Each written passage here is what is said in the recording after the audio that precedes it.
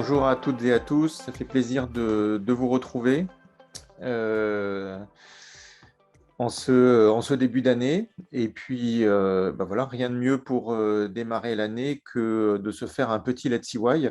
Et rien de mieux que d'avoir François et Christelle qui viennent nous raconter voilà, la belle aventure de l'EUR Humanité, Patrimoine et Création et tous les beaux projets qui en sont déjà nés, et notamment les thèses qui sont un gros volume de thèses voilà, qui ont démarré. À nouveau, très bonne année à toutes et à tous. On se verra peut-être mardi prochain où je ferai des petits vœux et vers midi et demi, je crois. Et si vous êtes dans le coin des chaînes juste après, donc vers 13h, 13h15, eh bien, on vous distribuera la traditionnelle galette de nos étudiants de CY Gastronomie. Et alors, on ne pourra pas les manger sur place à cause de l'épidémie. Donc, il n'y a pas le cidre traditionnel qui l'accompagnait. Mais voilà, vous pourrez emporter une part de ces très belles et très bonnes galettes que nos étudiants nous préparent chaque année. Voilà. Eh bien, François et puis Christelle, le mieux, c'est que je vous cède la parole. Et là, voilà, la présentation est en route. C'est incroyable. Merci beaucoup François, mais pour le coup, c'est Christelle qui va commencer et je conclurai. Très bien. Merci François et Christelle, the floor François. is yours. Merci beaucoup et puis merci pour cette invitation. On est ravis de vous présenter l'École universitaire de recherche Humanité, Création, Patrimoine qu'on a pris sous l'angle en effet du doctorat puisque c'est la partie qui est la plus avancée de notre programme. L'école universitaire de recherche, elle est portée par un consortium qui regroupe l'Université de Cergy, CY, l'École d'architecture de Versailles, l'École de paysage de Versailles, l'École d'art de Cergy-Paris et l'Institut national du patrimoine, en collaboration et avec le soutien du CNRS et du ministère de la Culture. Et notre UR pérennise également les activités de l'ancien LABEX Patrima, qui est aujourd'hui porté par la Fondation des sciences du patrimoine. Ça fait du beau monde tout ça, dis donc. N'est-ce pas? Ah bah, oui. Nous ambitionnons, et c'est une très belle ambition, de créer un pôle d'excellence unique en France, qu'il soit en formation et en recherche autour du patrimoine et de la création, en regroupant les deux composantes de sciences humaines et sociales de CY avec les 4 écoles. Nous travaillons bien évidemment en étroite collaboration avec les laboratoires qui sont portés par ces institutions, dont 3 laboratoires de CY. Au sein de l'EUR, nous développons une méthodologie de recherche par le projet que nous avons initiée dès 2018 avec le recrutement de doctorants en vue de réaliser des thèses par le projet, c'est-à-dire des doctorats qui vont hybrider recherche et pratique pour répondre au mieux aux besoins des professionnels de ne pas mettre leur pratique de côté pour s'engager dans un parcours doctoral. Et c'est sur cet aspect que je vous propose que nous nous concentrons pour ce Let's CY. Toujours pour répondre aux besoins des praticiens, nous avons ouvert ou créé des spécialités de ce programme doctoral auprès du MESRI et qui répondent au champ d'expertise de nos partenaires. Donc des doctorats en art, en architecture, en paysage, en pratique et création littéraire qui étaient déjà existantes à CY avant la création de l'EUR, et surtout 2 spécialités que nous avons créées en patrimoine, conservation, restauration des biens culturels et études patrimoniales. Vous comprendrez aisément la difficulté de ce doctorat puisque les travaux doivent répondre à la fois aux exigences académiques, mais aussi à celles des praticiens. Et pour accompagner au mieux ces thèses, nous mettons en place un double encadrement à la fois par un académique et par un professionnel reconnu du champ d'expertise. L'exercice est complexe pour les doctorants qui doivent non pas présenter 2 choses, mais hybrider recherche et pratique et délivrer à la fois un manuscrit et un projet qui fonctionnent ensemble et qui se répondent en permanence pendant l'exercice doctoral. Notre doctorat rencontre un succès assez intéressant depuis 2018. Je vous ai mis les chiffres du nombre de candidatures et du nombre de candidats invités à s'inscrire en thèse. Comme vous le voyez, on a une procédure de recrutement qui est extrêmement sélective, avec un dossier qui est étudié, chaque dossier est étudié par 2 rapporteurs externes à notre programme, une commission d'admissibilité en vue d'audition et à la suite des auditions, des votes à bulletins secrets. Et notre succès ne se dément pas puisqu'on a en moyenne une grosse 70 candidatures robustes qui sont étudiées chaque année. Et on intègre une douzaine de doctorants par an. Comme vous le voyez, sur l'aide de l'ANR dans notre programme, nous pouvons financer 5 contrats doctoraux par an. Grâce à nos liens avec la Fondation des sciences du patrimoine, mais aussi la qualité de nos candidats, on parvient aujourd'hui à diversifier nos sources de financement avec une thèse financée par le programme Utopia, un contrat CIFRE et également une... Si on regarde un petit peu le profil de nos doctorants, au 1er janvier 2022, on a 2 abandons et 3 césures en cours. Ça veut dire qu'on a actuellement 54 thèses actives. Avec la crise sanitaire, les doctorants qui se sont engagés dans le parcours en 2018 viennent à soutenance sur courant 2022. Concernant le profil des doctorants, vous noterez qu'il y a un certain équilibre entre financés et salariés. On a 25 doctorants financés et 24 doctorants salariés. C'est-à-dire que notre projet attire particulièrement des praticiens qui sont déjà en poste et qui mènent leurs travaux de recherche en parallèle à leurs activités professionnelles, tellement la thèse est en adéquation avec leur activité salariale.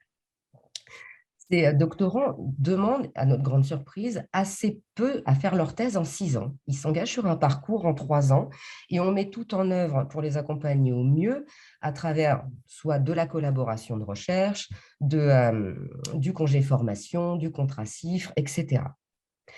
On a actuellement 5 doctorants qui sont sans financement dédié et en ce que j'appellerais insécurité économique, avec du job alimentaire, des charges de cours, etc. Nous sommes très en deçà de la moyenne nationale du nombre de doctorats autant financés et nous ambitionnons bien évidemment de trouver des solutions de financement en développant de façon plus concrète des contrats CIFRE ou des levées de fonds comme on a réussi à en faire une en 2021. Je laisse la parole à François qui va vous présenter des exemples de doctorats qui sont en cours actuellement dans notre UR. Bien, merci Christelle. Effectivement, pour illustrer notre propos, toujours sur le doctorat. Alors, Christelle vous l'a dit, pour cette présentation, on a souhaité se centrer sur le doctorat, mais je le dis tout de suite, nous ouvrons à la rentrée prochaine, nous allons ouvrir un master 2 par le projet qui sera, qui pourra servir d'année préparatoire, mais pas seulement, hein, qui sera aussi dans une logique de pur master. Pour revenir sur les exemples de doctorats que nous voulions vous présenter, on va d'abord prendre un premier exemple qui est l'exemple d'un doctorant qui s'appelle Florent Moll. Florent Moll fait son doctorat sur… son sujet de doctorat, c'est exposer l'histoire sociale du VIH-Sida. Florent, c'est l'ancien responsable des collections sport et santé du MUSEM, et il est aujourd'hui responsable des collections contemporaines du musée de Saint-Étienne. Et lorsqu'il était au MUSEM, il a participé au montage d'une expo sur effectivement VIH-Sida, l'épidémie n'est pas finie. Et son doctorat effectivement porte sur cette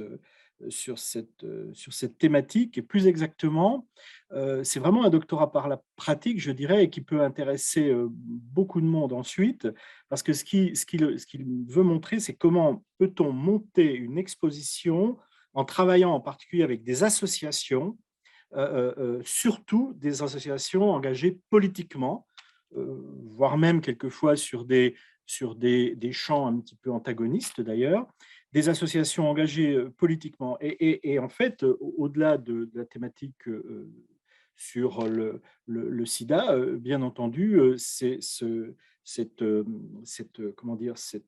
thématique du commissariat d'exposition en travaillant avec des associations est particulièrement intéressante pour tous les autres commissaires d'exposition. surtout sur des sujets, je dirais, sensibles. Et cette exposition a donné lieu à un catalogue d'expositions auquel Florent a participé. Et la thèse de Florent Moll est quasiment terminée. La soutenance devrait se faire, je dirais presque incessamment sous peu. Et ce qu'on aimerait bien, nous, c'est arriver à faire la soutenance dans l'exposition au MUCEM. Mais bon, là, on risque d'être rattrapé peut-être par d'autres, non pas je dirais par une autre épidémie, si je puis dire. Un autre exemple particulièrement intéressant aussi, un doctorat, comment dire, une inscription en doctorat plus récente, Nicolas Localzo. Nicolas Localzo, d'abord, c'est un photographe et c'est un artiste. Depuis longtemps, hein, c'est quelqu'un de connu dans le milieu. C'est un artiste international, hein, il partage sa vie entre le Brésil, la France, la Sicile et d'autres pays. Et Nicolas Localzo donc, c'est un doctorat qui est comment dire, ici dans le cadre du Labo Héritage, mais aussi et surtout dans le cadre du laboratoire de recherche en art de l'École nationale supérieure d'art de Cergy Paris. Et ça fait 10 ans maintenant que Nicolas Localzo travaille sur la mémoire de l'esclavage, en particulier au Brésil. Et il a déjà monté, donc son sujet s'appelle « Photographier les mémoires de l'esclavage ». Et il a déjà monté au moins 2 expositions, une exposition à Lille et une autre exposition à Mexico. C'est vraiment quelqu'un de... C'est vraiment ici, c'est à Lille. C'est vraiment un artiste vraiment international et il enseigne par ailleurs les perspectives postcoloniales dans la photographie. Donc voilà 2 exemples qu'on voulait vous montrer de 2 sujets. Alors il y en a sur les 54 thèses actuellement en cours et dont beaucoup vont, enfin dont un certain nombre, une petite dizaine vont arriver à soutenance là maintenant. On a des sujets extrêmement divers et variés. Là on a pris un sujet des sujets en art, mais on aurait pu, ou en conservation, ou en études patrimoniales, pardon, mais bien entendu, on ne peut pas multiplier les exemples. Pour terminer, on voulait vous présenter un petit film qui dure 2 minutes, un petit peu plus de 2 minutes et demie, et qui, pour illustrer ce qui s'est passé dans notre dernier séminaire doctoral, séminaire qui s'est tenu au mois de décembre dernier, où on a convié 2 de nos doctorantes, Louise Hervé, qui est une performeuse et doctorante en art, et Juliette Laurent, qui est une comédienne, grande comédienne, qui est écrivaine aussi, et qui est doctorante chez nous en création littéraire. Et toutes les 2 se sont, je dirais, rencontrées, et elles ont effectivement, lors de ce séminaire doctoral, nous ont fait une performance sur le lien entre création, déambulation et recherche. Pourquoi déambulation? Parce que nous avons tenu ce séminaire dans le potager du roi, à Versailles, hein, classé monument historique, avec le soutien, bien sûr, de l'École nationale de paysage de Versailles. Et donc, on voudrait vous montrer, pour illustrer cette performance, enfin, pour illustrer notre propos et un petit peu ce que peuvent faire nos doctorants, ce court extrait vidéo que je vous laisse découvrir. Et puis ensuite, on prendra toutes les questions que vous vous posez sur le UR. Christelle, je te laisse envoyer la vidéo. Merci beaucoup. Juste pour information, le mixage n'est pas exceptionnel, donc ne vous inquiétez pas s'il y a des variations de niveau sonore. Nous sommes ici. Enfin, est-ce que nous sommes ici? Je veux dire, moi, je suis ici, mais vous êtes là. Vous êtes là, là, là. Donc, vous êtes ailleurs qu'ici. Mais vous êtes aussi ici, non? Si, ici. Vous êtes là et ici, et je suis ici et ici. Nous sommes tous ici dans ce hall, situés exactement ici, sur le plan que représente cette maquette qui propose l'espace dans lequel nous allons ensemble déambuler. Une prochaine chose à faire, l'acteur de sang-froid qui est avec son partenaire, vers la suite du jardin. Comment être ici et ailleurs, complètement dans l'action et en même temps dans la réflexion, c'est évidemment ce à quoi on est toujours confronté en tant que chercheur, puisque en même temps, on fait, on cherche, on trouve, on cherche un point de relation, ne serait-ce qu'avec ses pairs, ne serait-ce qu'une confrontation de ses échos, si peut-être avec ses études. Merci d'avoir joué. Dans un deuxième temps, dans un décor, comme vous disiez, entre corps et décors qui interagissent. Mais on va vous demander vous aussi, votre projet, de la déplacer. Vous en ferez l'exercice comme vous voulez. Mais pour l'instant, déplacez comme vous le voulez, ces corps magnifiques dans ce décor, jusqu'à cette porte de pierre.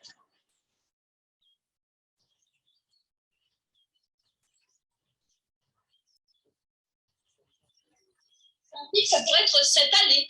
Il y a une continuité, le fait qu'elles s'inspirent les unes des autres via les gravures, où il y a quelque chose qui passe de l'une à l'autre, ça fonctionne. Mais il y a aussi des endroits où il y a peut-être des passages plus difficiles sur les côtés de la danse, justement, le ballet, ou du côté du théâtre. Et puis, il y a des détours, des choses qui sont reliées dans cette recherche, d'autres épisodes. Les méditateurs et les dormeuses du XVIIIe à la toute fin du XVIIIe siècle à Paris, qui cherchent à incarner les tableaux de leur maître David en déambulant en toge dans les rues de Paris, ou encore plus loin, là, une très grande courbe jusqu'au spectacle des Saint-Simoniens dans les années 1830. Tout ça, je pourrais en fait mettre en espace ici. Ces circulations importantes, contourner, traverser, et jusqu'à la porte de l'autre côté, je vous invite peut-être à réfléchir à cette question de comment est-ce que ça circule dans un espace donné, un espace abstrait, un espace de jardin. Nous sommes ici. Hop là, voilà. Bien, merci infiniment. Désolé pour le son, effectivement, comme vous l'a dit. En fait, en ce moment, on est en train de reprendre. On voulait vous le montrer assez rapidement, mais on est en train de refaire la bande son, en fait, c'est le cas de dire, de cette captation pour pouvoir en faire un outil, je dirais, promotionnel. Donc, vous imaginez que ça risque d'être meilleur que ce que vous avez entendu. Donc, pardon pour le son, mais ça peut vous donner au moins une idée un petit peu de ce qu'on peut entendre par une performance art et création littéraire. Voilà, je crois qu'on a tenu à peu près les 20 minutes. Donc, je pense que si vous avez des questions, surtout, n'hésitez pas. Dominique? Parfait. Merci beaucoup à tous les deux. C'est vrai que c'est une première, hein, du doctorat par le projet à aussi grande envergure. Ça se fait un peu à l'étranger, ça existe, hein, les architectes, les conservateurs, les paysagistes, les écrivains, etc., mais pas beaucoup en France. On avait un petit peu à PSL, mais pas exactement comme ça. Ça restait un peu plus académique que ce qu'il fait là, où il y a vraiment un va-et-vient entre la théorie et la pratique qui sont mis en avant qui forment l'essence de la thèse. Donc, c'est vraiment intéressant. Dominique, tu avais une question, tu as levé la main. Oui, merci beaucoup pour la présentation. Forcément, ça ouvre des perspectives pour une école de design particulièrement. On se trouve en proximité quand même avec vos enjeux et vos modalités. Et justement, ma question, c'est est-ce qu'aujourd'hui, l'UER est le seul endroit dans l'université où ont lieu ces thèses par projet? Alors, franchement, à ma connaissance, oui. Je réponds en tant qu'ancien directeur d'école doctorale, mais oui, par le projet dans la perspective où nous, on la considère, oui, a priori, oui. Je ne pense pas dire de bêtises en disant ça. La suite de la question, c'est est-ce que ça peut avoir lieu ailleurs dans l'université?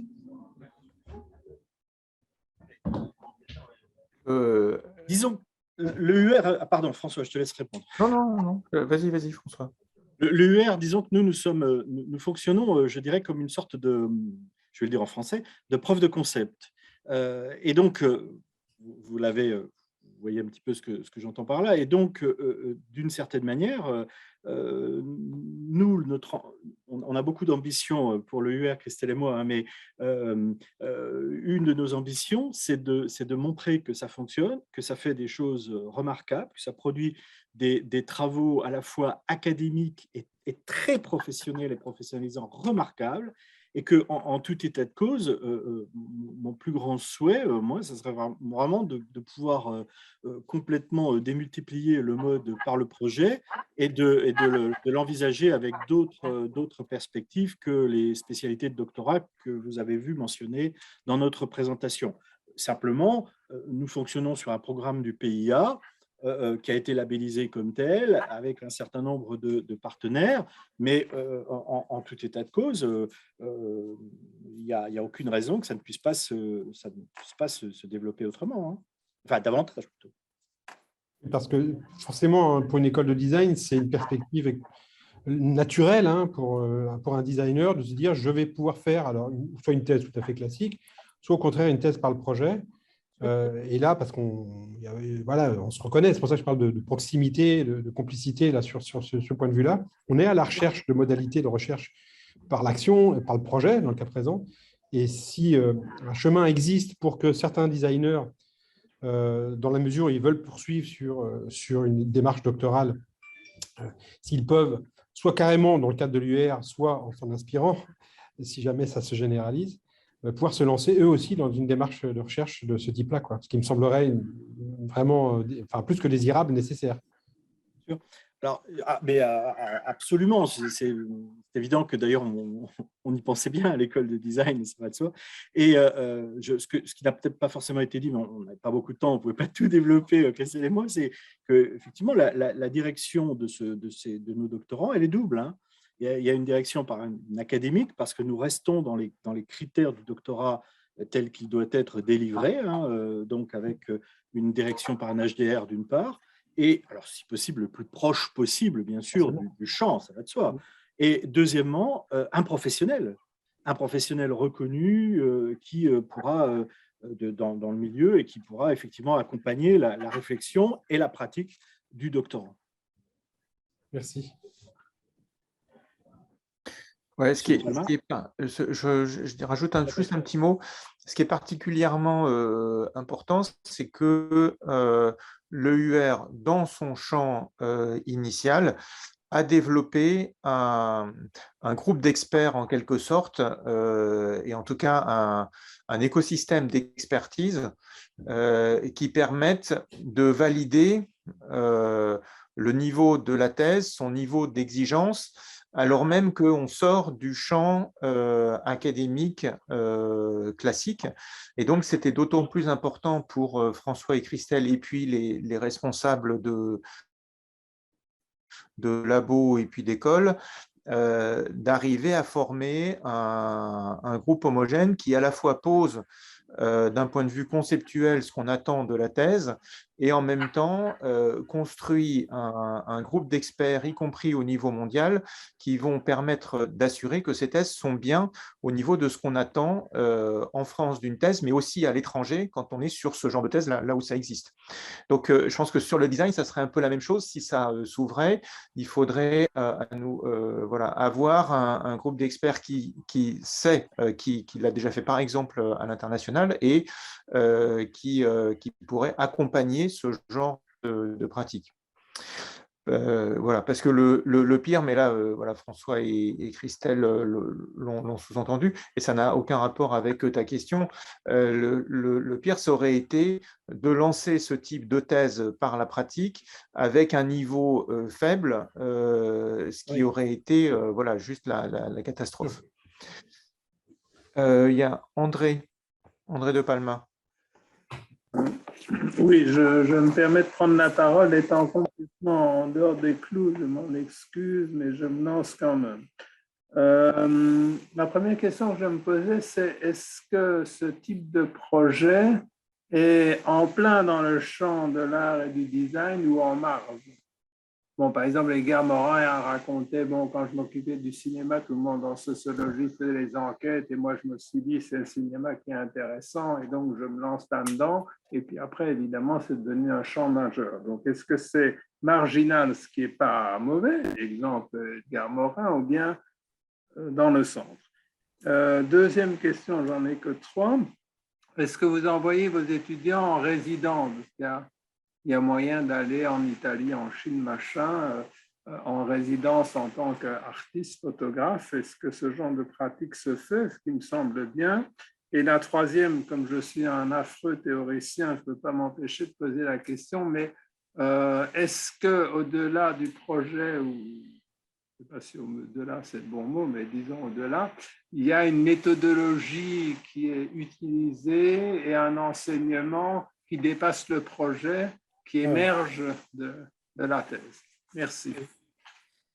Oui, merci beaucoup. Je vais essayer je commence, Christelle, et on se complète ou voilà. Alors, concernant votre première question, non, notre ambition, c'est d'être dedans, au centre de la discipline, en l'occurrence, si j'ai bien compris la portée de votre première question. Pour la deuxième question, effectivement, on a un vrai souci depuis 2 ans. C'est effectivement la difficulté qu'on a de faire bouger nos étudiants. Sachant que dans le programme PIA, pour nos étudiants en doctorat et plus tard en master, sont prévus sont prévus et financés des aides à la mobilité qui sont destinées justement à les envoyer, alors peut-être pas en résidence pendant 6 mois, sans doute pas, parce qu'il y a quand même un contact aussi à garder avec les institutions qui les hébergent directement dans le cadre de leur doctorat, mais une mobilité internationale pour justement travailler sur leur thèse, travailler leur sujet, oui, évidemment, c'était prévu même initialement dans le programme dès le départ. Et puis, concernant votre troisième question, oui, c'est même c'est une excellente question parce que très vite, il est apparu qu'il fallait absolument que chacune des disciplines, et je dirais presque chacune des spécialités de doctorat qui sont les nôtres, précise ce qu'elle attendait par la méthodologie, pardon, précise ce qui était attendu comme méthodologie par le projet. Et parce que, bon, il y a une philosophie globale qui est l'hybridation académique pratique au niveau, j'allais dire, de toutes les spécialités possibles et imaginables de doctorat, mais c'est finalement différent en art, c'est différent en paysage, c'est différent en études patrimoniales, c'est différent en création littéraire, etc., etc. Et donc, on a déjà produit, je crois qu'il est en ligne d'ailleurs, une sorte de vadémécum, une sorte de guide complet où chacune des spécialités explique véritablement ce qu'est la méthodologie par le projet dans la spécialité, dans le cadre du doctorat. Christelle? Merci François. Oui, je complète. En effet, les vadémécums existent. Ils sont en cours de traduction, puisque nous ambitionnons de rééditer le livret des doctorants de l'EUR avec la totalité des thèses en cours, qui explicite le travail de chaque doctorant avec des illustrations et du texte, et d'accompagner ce livret des vadémécums en français et en anglais. En ce qui concerne les résidences, le terme concerne essentiellement les étudiants en art. Certains de nos doctorants en art ont déjà eu des résidences diverses en France et à l'étranger. On a des paysagistes qui font partie de réseaux européens qui ont vu leur mobilité empêchée par la crise sanitaire. Et on a en effet nos AMI, dont on a la nouvelle... la commission exécutive s'est réunie la semaine dernière pour attribuer dans cette semaine pour attribuer les mobilités. Toutes nos mobilités ont été extrêmement contraintes sur 2020 et 2021. Merci beaucoup pour ces réponses et merci pour l'exposé qui était fort intéressant. Et je crois, François, Christelle, qu'il y a une diversité des thèses qui est absolument incroyable. Parce qu'évidemment, quand vous avez des architectes, des paysagistes, des conservateurs, des restaurateurs, des acteurs, création littéraire, etc., ça donne un foisonnement qui est particulièrement intéressant. Est-ce qu'il y a une ou deux dernières questions? Est-ce qu'on a le droit de parler de section CNU après? Ou alors là, non, pour ces profils-là, c'est un gros mot. Alors, ces profils-là n'ambitionnent pas forcément de carrière académique. Le PhD est un passeport pour internationaliser leur carrière, en particulier pour les conservateurs, pour les paysagistes, etc. Pour prendre la direction d'un musée aux États-Unis, il vous faut un PhD. Or, le système grande école français ne répond pas aux critères internationaux prérequis. En tout cas, dans les 54 thèses actives, on ne note pas de volonté de carrière académique affirmée. Du coup, la question de la qualification, ce n'est pas encore complètement posée à nous. Tu veux dire que, ça me fait beaucoup de peine ce que tu dis, tu veux dire que pour prendre la direction d'un musée aux États-Unis, ils ne demandent pas la section CNU? C'est vrai? Ah, mais on va te faire, on est là pour, on va te faire de la peine, François. Non, ils ne demandent pas la section CNU. C'est incroyable, incroyable. D'accord. Alors, effectivement, pour compléter, bon, certains de nos doctorants en art ou en architecture qui sont déjà sur des sections CNU, pour le coup, parce que ça existe, bien entendu, pourraient tout à fait demander la qualification, si c'est de ça dont on parle. Mais c'est vrai que, en tout cas, dans nos discussions avec l'INP, pour les mentions, par exemple, de patrimoine, nos collègues de l'INP ne nous ont jamais parlé de comment dire, de ce questionnement CNU, disons. Tout à fait. Bon, après, il y a des sections, hein, art, Oui. ça doit être 19 ou je ne sais plus combien. Ouais. Très bien. Bah, écoutez, merci encore. S'il n'y a pas d'autres questions, on a légèrement dépassé notre petite demi-heure consacrée. La semaine prochaine, nous recevons le campus de la transition et le collectif qui a rédigé le manuel de la grande transition il y a un peu plus d'1 an et puis qui est en train de sortir des petits volumes plus spécifiques voilà, là en ce moment. Et donc c'est un collectif avec lequel on travaille au niveau de l'université pour accompagner la transition, et notamment au sein des formations. Donc voilà, par diverses expériences, c'est particulièrement intéressant à regarder. Donc on vous donne rendez-vous la semaine prochaine pour notre séquence hebdomadaire de Let's CY, et en vous souhaitant à nouveau et avant mardi une très bonne année 2022. Bon courage à toutes et tous. Merci beaucoup. Merci pour votre attention. Merci infiniment. Merci François, merci Christelle. Au revoir. Au revoir. Merci.